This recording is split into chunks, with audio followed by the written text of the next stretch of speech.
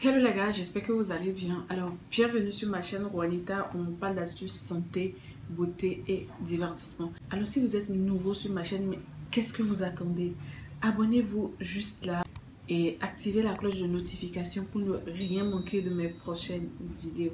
Comme vous pouvez le voir au niveau du titre, aujourd'hui je vais vous donner quelques conseils qui vont vraiment vous aider, quelques conseils pour éviter les infections vaginales ou urinaires et autres. Voyez un peu. Donc j'ai fait vraiment l'expérience et je peux comprendre, c'est vraiment horrible. Bon, je vais pas dire horrible dans le sens horrible, mais franchement ça fait hyper mal. Alors déjà, comment on fait la différence entre une infection urinaire et une infection vaginale?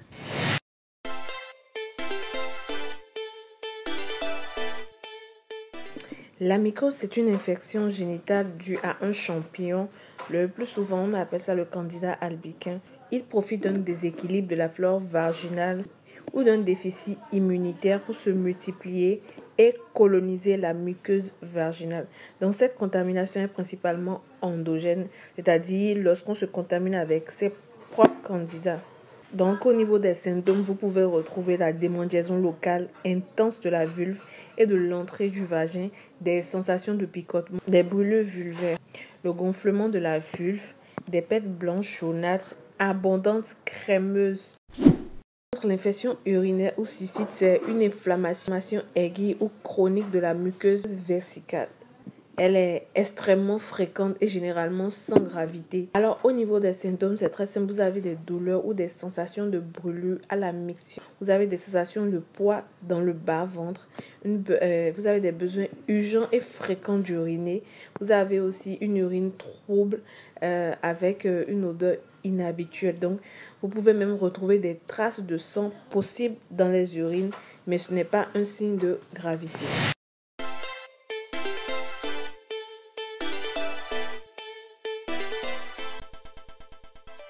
Alors comme premier conseil, évitez de porter les vêtements serrés.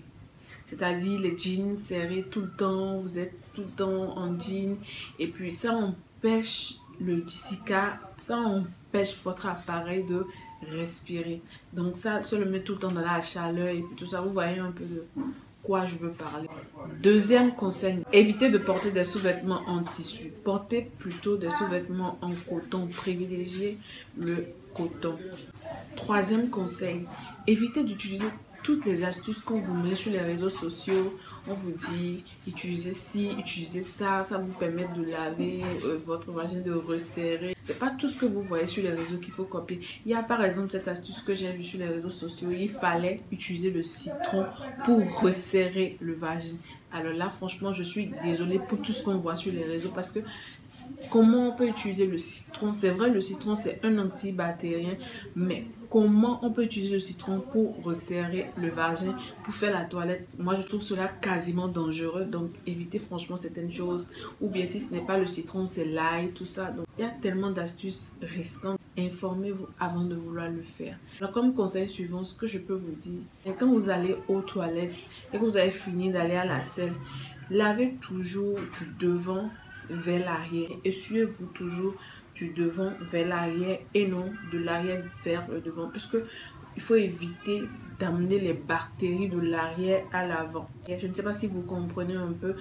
Quand vous voulez faire votre toilette après la selle ou bien n'importe quoi, après avoir uriné, lavez toujours du devant à l'arrière. Comme dernier conseil que j'ai l'habitude de faire aussi, pour régulariser votre pH, prenez de temps en temps du yaourt nature. N'attendez pas forcément d'être dans la situation, même si c'est une fois par semaine ou bien 2 fois par semaine.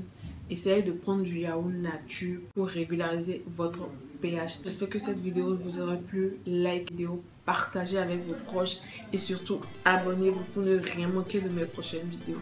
À la prochaine pour une nouvelle.